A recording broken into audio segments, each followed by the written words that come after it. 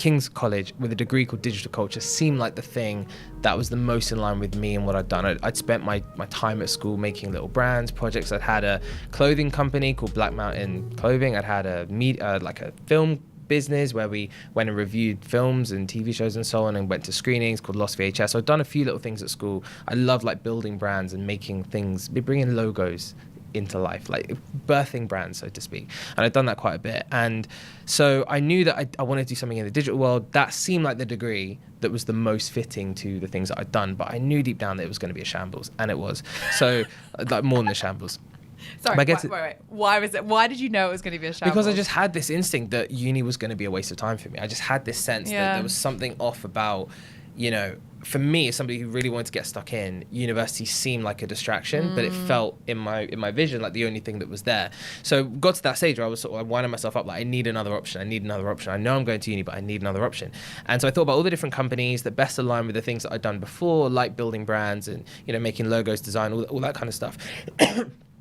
And of all the companies, Vice at the time were the one that shone out to me. They were like, cool, right? Vice was always cool at that time, not anymore. But in 2015, they were kind of the pinnacle, I'd say, of like digital culture. So I looked on their website and I found all these jobs. I was like, wow, there's a job called a junior creative and a senior and a creative director. I didn't know what these things were, but like, that sounds really cool. I've been creative. That's a whole job about being creative. I don't know what you do, but I like it. So I had that in my head, and a friend of mine called Noah, he had basically done work experience in our year 10 placement, and he had all these emails from Vice because he'd done it there. He knows, I think, one of the kind of head guys over there through his dad, and he ended up having this big email list. I was like, bro, can you just forward me your emails? Like, I won't do anything with it, but just forward me that list. Got those emails, and off the back of that, I then sent an email out to 20 people at Vice, basically saying, now knowing what it's like in an office, it must have been so cringe. Everyone looking around like, who's this kid? Like, what's he doing? But in that email, I sort of said, like, here are all the different things I've done. This is my interest. I really want to be in this space. Like, can I come in for some advice? Can I speak to somebody? And then from those 20, about 2 people got back to me and said, yeah, come on, like they must have spoken. Obviously, do you want to see him? Can you be bothered? Fine, I'll take 5 minutes. So they did. And I was very grateful for that, because that sort of was the start, really, where I went into this office. I met Amelia, who was the first person I saw. Amelia, not you. Met Amelia, first person I met there. Yeah. And she then connected me to Ian Richardson, who was the head of the agency there called Virtue. So I didn't even know what an agency was, but now, obviously, I've worked in many. I know it well as the function which helps Vice plug into brands. So how can a brand work with Vice to engage the audience that they've built?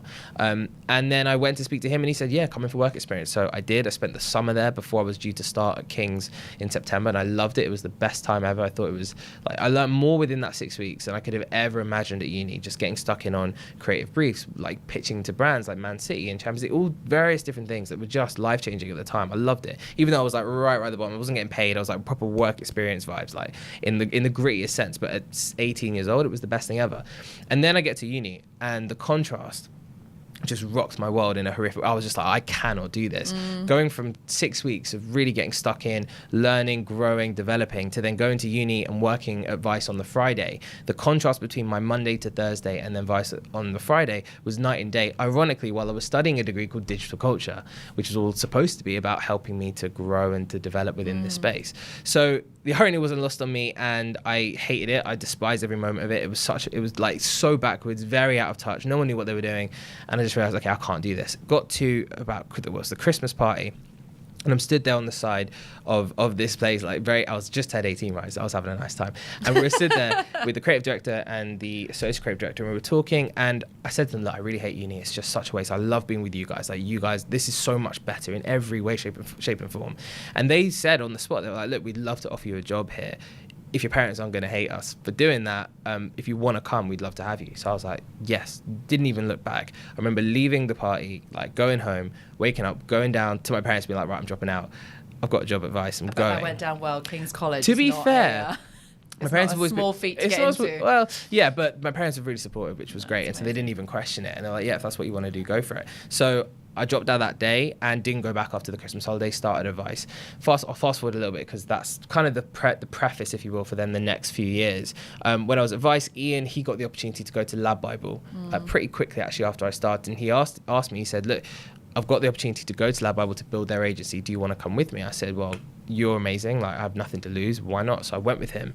We set up the agency at Lad. I was there for about a year and a half. Loved it. It was at that point where Lab Bible, I always say, came out of its problematic years. It came out of its like bum day Mondays and all that kind of FHM 2.0 stuff, and started to become this real heavyweight in publishing. Now it's like the biggest social publisher in the world. And at the time, it had a huge audience. I mean, it had like 50% of all 18 to 25-year-olds in the country were following Lab Bible. It was something that everybody was a part of. And yet they understood, thankfully, that where they had risen through some quite problematic, pretty bad content, they needed to grow up and mature. And that's how they could work with brands, commercialize their business, and do the right thing. So that's why we came in. There for a year and a half. I loved it. We had this dream team of people. Some people are now doing amazing things, like Stephen Mai, who's gone off to Woo, and Sam, who started Picante, went to Burberry, John O'Yates, who's now launched his own marketing agency in sports called Yards. Like, there's so many people from that era who just did incredible things. I was very privileged to be there. And then it got to the point where at the end of a year and a half, I was like, you know what? I kind of work with a few brands. I know enough of the ropes. I want to start my own thing. So I started my own company called Roundabout, which was the first of its kind, like Gen Z agency, helping brands to plug into this generation that I knew. Whatever anyone could say about experience, what I did have was my age and my cultural understanding of what it was like to be at that time 19, 20, and many brands coming to us as Lab Bible and coming to me to help them with their strategy to engage me and my audience, my generation, the people that I grew up with. So that's still an issue that companies have. Always, yeah, they have no idea how to talk to Gen Z. For sure. And so for me at that time, being young but also having the experience working with brands, I thought that's a bit of a niche that I can explore. So I did that and loved it. But it was like, in a way, this kind of blissful fearlessness of, let's just go for it. Like starting a business, like, getting set up on company's house, getting accounts ready, like all these things. Like 19 or whatever, I was like, this is nuts. But I learned so much in that time, and I had two people who had been apprentices with me, weirdly, at Lab Bible come with me to do it while they were doing their degree at the same time. Kind of like Ian did for you. Kind of like Ian did for me, and they came with me. So that was great, and we had a really great time. We were in, rest in peace to the Curtin Hotel. I don't know if you remember the Curtin in Shoreditch, but when that first launched, we were just there like every single day, that members club, just like working on how do we get clients, how do we even run this, and we were doing daily vlogging, all this kind of stuff. And it was an amazing kind of crash course in how to get a business going. And we actually probably made, I think, like 40K or something in the first like 4 months, just like working with different partners and places. And at 19, we're like, okay, this is kind of good. This must be something, right? Then obviously taxes get pretty scary. You're like, right, that's not really our money. Thankfully, I learned that lesson. Don't take it out of the account and all of those things. Pay your VAT bill. Oh, yeah. Just, get that ready. But what that did was it gave me a real crash course in just setting up a business and going at it from nothing. Like, how do you build something when you have no starting point? Because we didn't at the time. But fast forward a little bit, and one of the clients was a company called James Grant. Now they're known as YMU. So for anyone who doesn't know who James Grant are, they're probably the leaders in like TV, sport, music, entertainment, talent in the more traditional end, but right at the top. People like Anton Deck and others. Some I won't name right now, who people may know. But others, people like also in the States, Steve Aoki. We had at the time just acquired a company called Troika, looking after people like Daniel Kaluuya, Michael Fassbender. It's an amazing actors, so real like heavyweight talent. And I was able to come in there through Roundabout initially to consult, help them future-proof their clients. But that then transcended to Mary and me sitting down, similarly at Christmas, weirdly, having a conversation on the sofas where we love working with each other so much. And Mary at the time was the MD of the entertainment division. She's now the CEO of the company. She's incredible. And she sat there with me and said, look, we'd love to have you full time. We'd love to have as much of you as we possibly can. What do you want to do? If you'd like to do that, we'll take you, like, without a doubt. So I spoke to the guys who I'd been working with. Obviously, they still had their uni to finish, and said to them, look, this is the opportunity. Do you want to come with me into this, or do you want to go do your own thing? And they both sort of said, you know what, we've actually had this amazing run. It's been so fun, but this is giving us a platform now to go and do our own things and get jobs at other places, which they then both did. And I then started at YME as the Chief Creative Officer at the beginning of January 2018. So I was like 20 at the time. Wow. So I was young. And obviously, very young. Yeah, very young. And to have a chief in front of your title. Yeah, 20, yeah. I mean, it was a bit silly, but like it was great, and I think had me deal with a lot of other things, like how do you overcome a bit of imposter syndrome? How do you wrestle with kind of authority? How do you come in as a voice without alienating people, which I definitely messed up on at the beginning, for sure, which I maybe talk about. But yeah, that was my time. And then I was there at YME for 4 years, 3.5 years after that point. We've been there 4 years with the consulting, 6 months.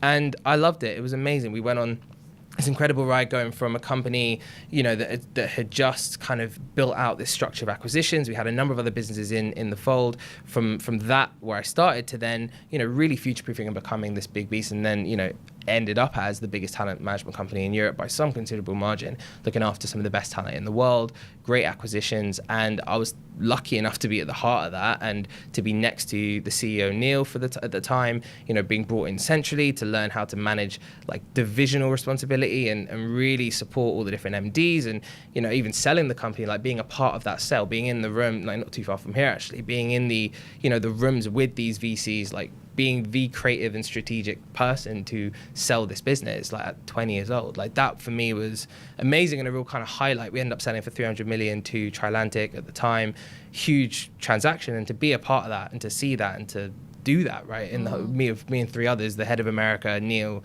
and then Mark Page, who's the head of M&A at the time. Like me to be in that room at 20 was just a different level of business education. That's always how I see it. I see it as that's my uni. Like being at YMU, being at Vice, being at Lab Bible, crash course in business like no other, and you couldn't pay for that really.